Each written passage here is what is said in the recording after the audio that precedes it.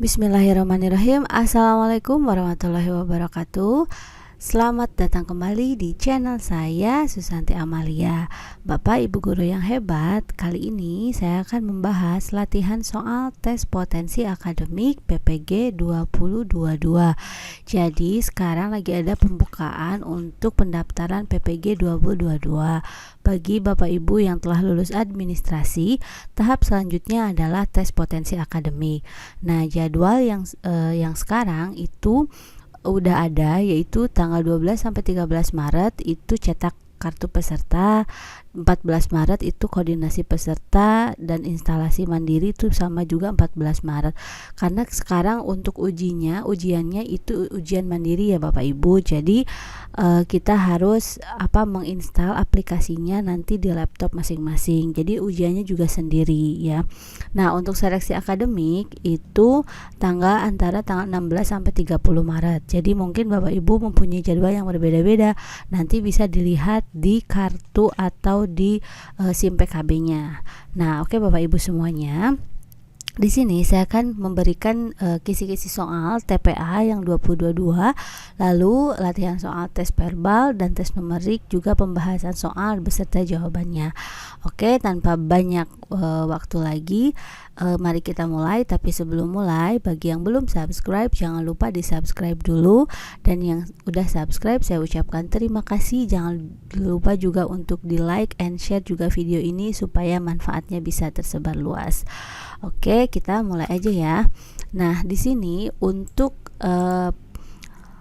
soal atau kisi-kisinya untuk PPG itu sebenarnya dari tahun ke tahun juga masih sama. Jadi nanti Bapak Ibu akan mendapatkan tes TPA dan juga tes pedagogik. Nah, untuk tes TPA itu ada kompetensi verbal dan numerik, di mana verbalnya ada hubungan kata, analitis, dan logis ya.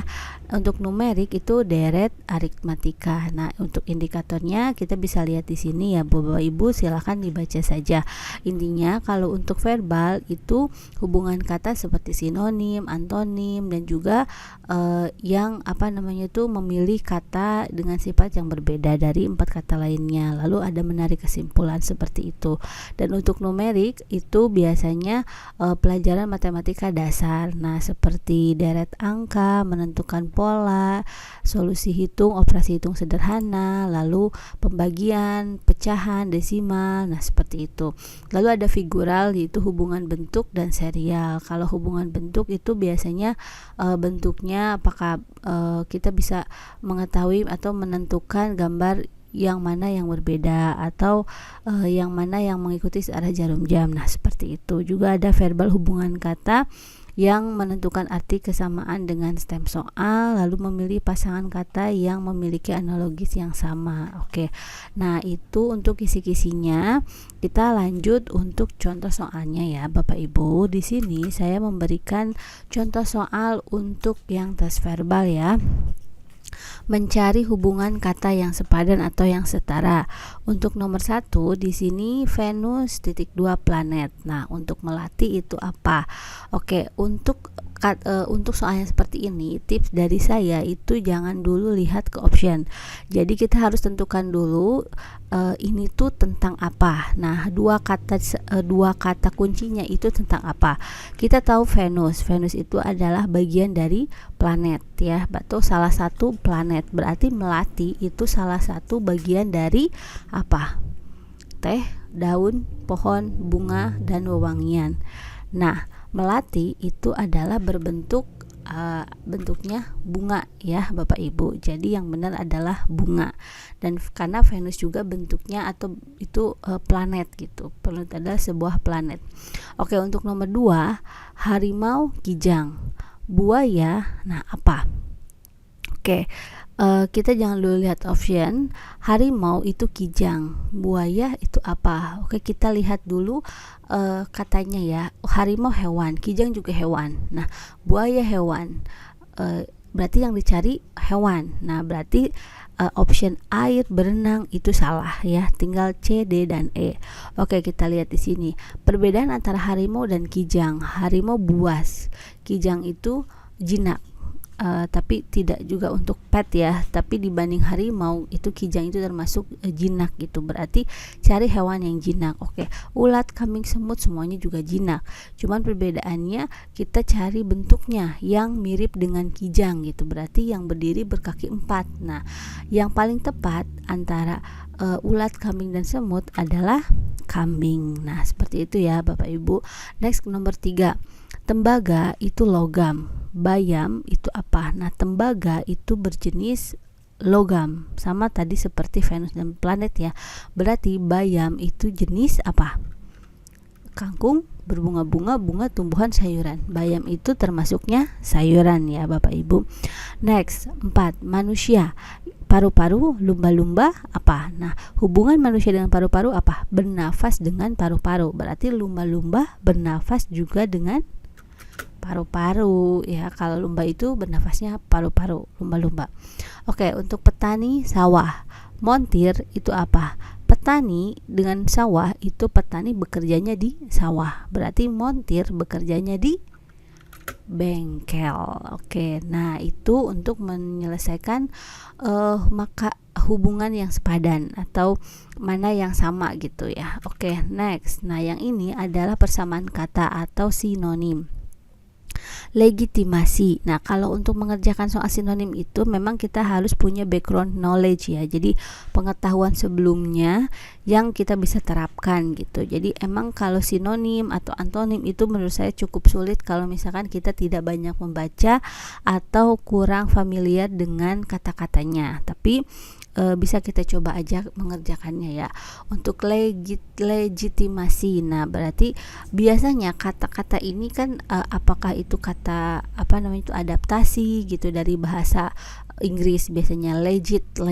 Nah, legit itu berarti legalitas. Berarti apa? Berarti kalau legal berarti lebih kepada sah gitu ya. Berarti legitimasi itu persamaan katanya adalah pengesahan. Nah, kalau saya mengerjakannya seperti itu Bapak Ibu. Jadi kita lihat dulu nih katanya, apakah kata itu asli bahasa Indonesia atau kata itu itu adaptasi dari bahasa lainnya. Nah, kalau adaptasi dari bahasa lainnya biasanya mempunyai arti yang yang kita bisa kaitkan dengan bahasa Indonesia. Oke, untuk nomor 7, pemotongan atau pengurangan hukuman. Nah, ini pasti kita udah tahu ya.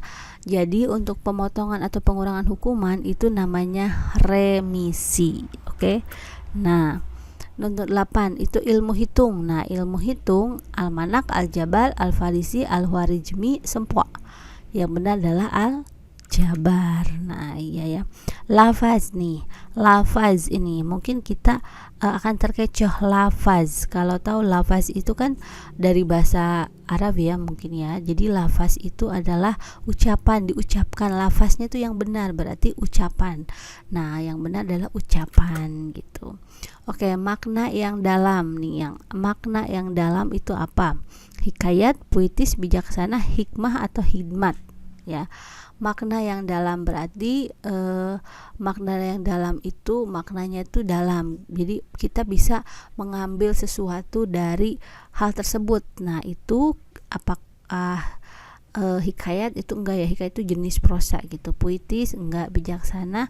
Yang benar adalah hikmah. Jadi hikmah itu kita bisa ambil dari suatu kejadian. Nah, berarti ada makna di sana. Oke. Nah, itu adalah cara untuk mencari persamaan kata. Oke, kita next ke yang berlawanan atau antonim. Landai. Landai itu kita tahu bahwa landai itu adalah datar gitu ya. Jadi aman gitu. Berarti landai antonimnya adalah curam ya. Berarti ini kalau antonim itu cari kebalikannya.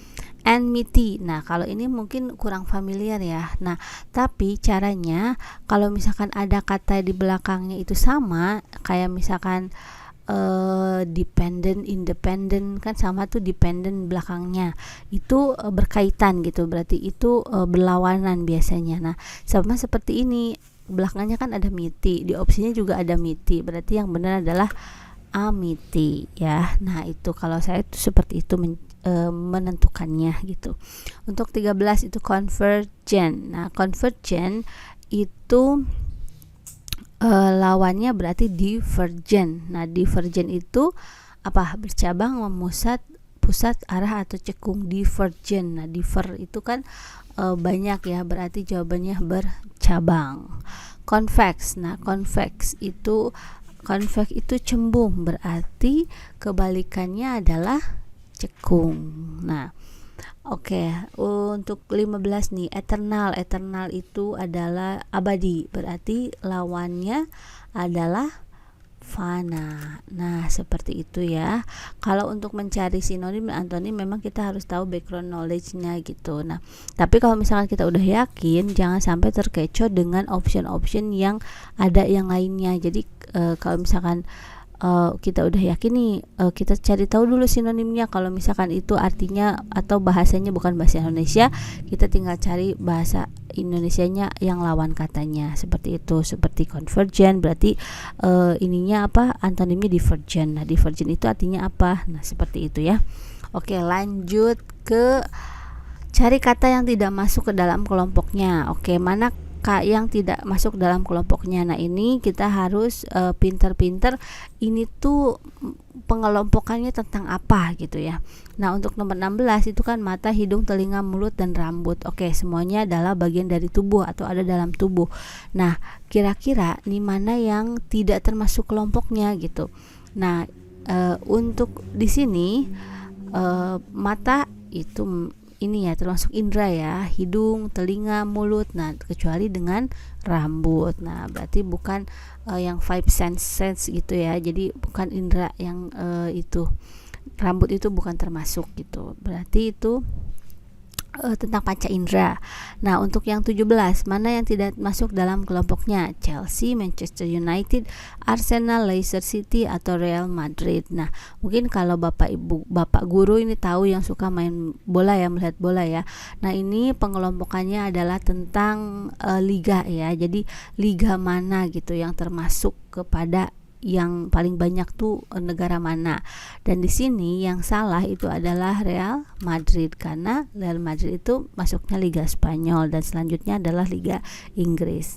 Nah, untuk 18 nih, Argentina, Bolivia, Uruguay, Venezuela dan Guyana. Nah, ini kalau lihat dari negaranya, ini negara bagian dari Amerika Selatan. Nah, yang Guyana itu termasuk ke dalam negara Afrika. Oke. Nah, untuk nomor 19, mana yang tidak masuk dalam kelompoknya? India, Malaysia, Australia, Jerman, Brunei. Nah, ini gampang ya, ini negara-negara Asia. Nah, yang tidak termasuk negara Asia adalah Jerman, karena Jerman itu di Eropa.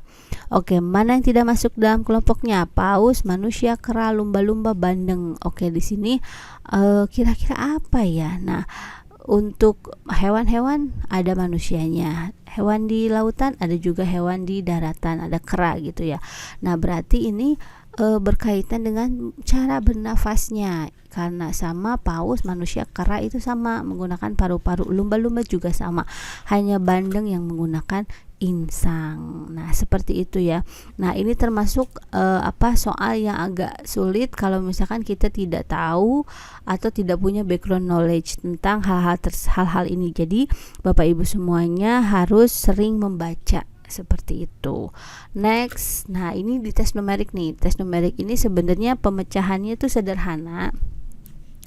Jadi tes numerik ini kita coba aja ya untuk nomor 21. Akar dari 100 dikurangi 51 dibagi 0,5. Nah, ini tuh jawabannya apa? Maaf. Ini jawabannya adalah 14. Kenapa 14 dan bagaimana cara menghitungnya? Jadi gini, langkahnya adalah dahulukan hitung yang ada pada dalam kurung.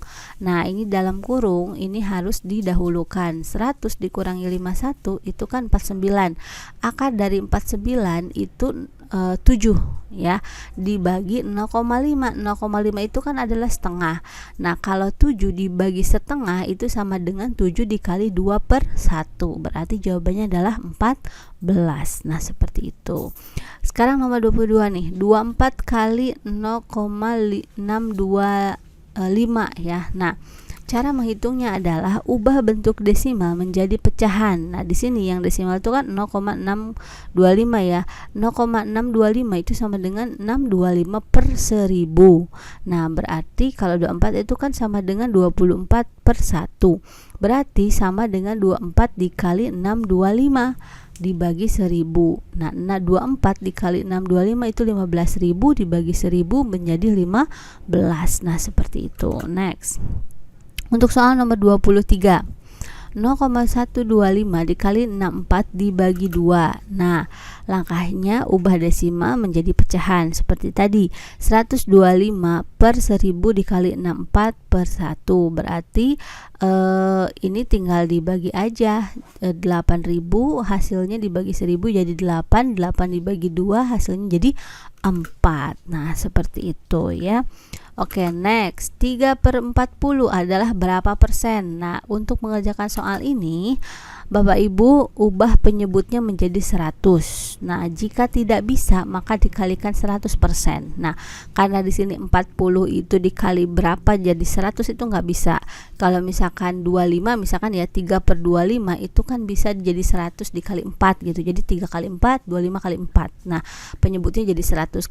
Karena 3 per 40 ini nggak bisa jadi 100, maka kalikan 100%. Caranya adalah 3 kali 100 per 40%, berarti 300% per 40.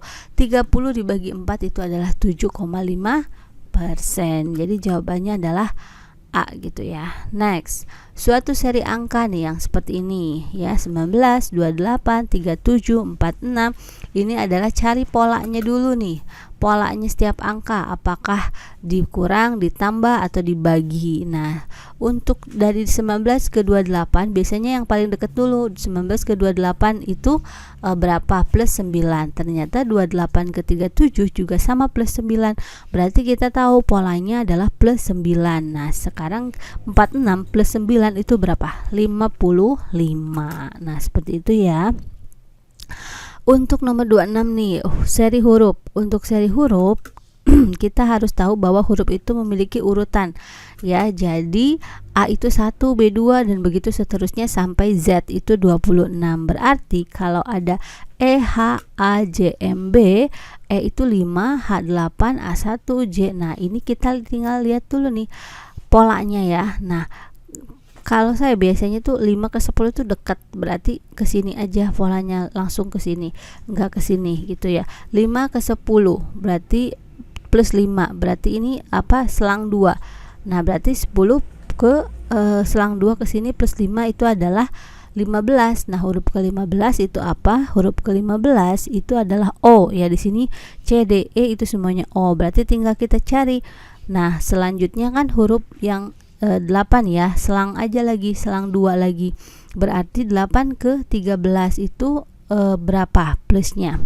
8 ke 13 berarti plus 5. Nah, begitupun di sini 13 berarti plus 5 berarti 18. Huruf ke-18 adalah 18 R, berarti jawabannya adalah D. Nah, seperti itu ya.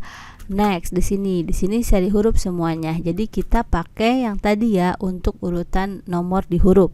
Suatu seri huruf Z, V, R. Nah, VR selanjutnya itu apa? Kita lihat Z itu 26, V 22, R 18. Nah, kita lihat polanya nih. Kalau ini berdekatan aja, berarti 26 ke 22 itu min 4. Begitupun 22 ke 18 itu min 4. Berarti polanya min 4. 18 dikurangi 4, 14. Huruf ke-14 adalah N ya. Oke. Nah, untuk yang ini ya, untuk yang ini kan ZA. Nah, ini ada yang sama ZA, ini juga sama ZA, ini juga sama ZA. Jadi abaikan aja yang ZA nya. Nah, HIJ setelah itu ZA, KLM berarti ZA, HIJ, KLM, NOP. Nah, seperti itu kalau yang seperti ini. Jadi kita harus pinter-pinter dulu lihat polanya. Ini tuh polanya seperti apa. Nah, seperti ini sama dengan sama dengan nomor 27 ya, ZVRN. Berarti kalau tadi RN 14, selanjutnya kan min 4. Berarti angka ke 10. Ke 10 itu apa? J. Oke.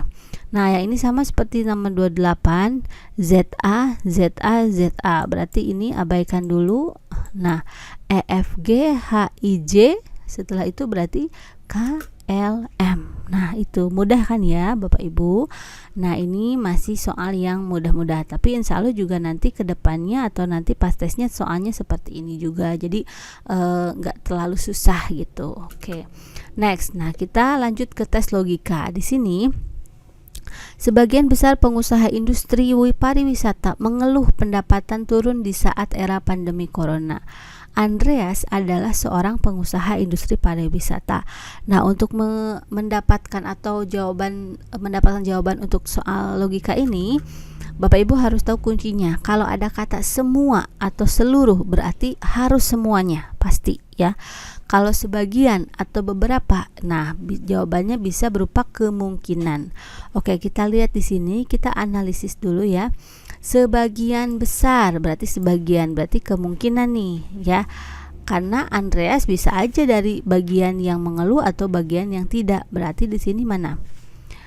Yang mungkin mengeluh ya, karena ini berupa kemungkinan.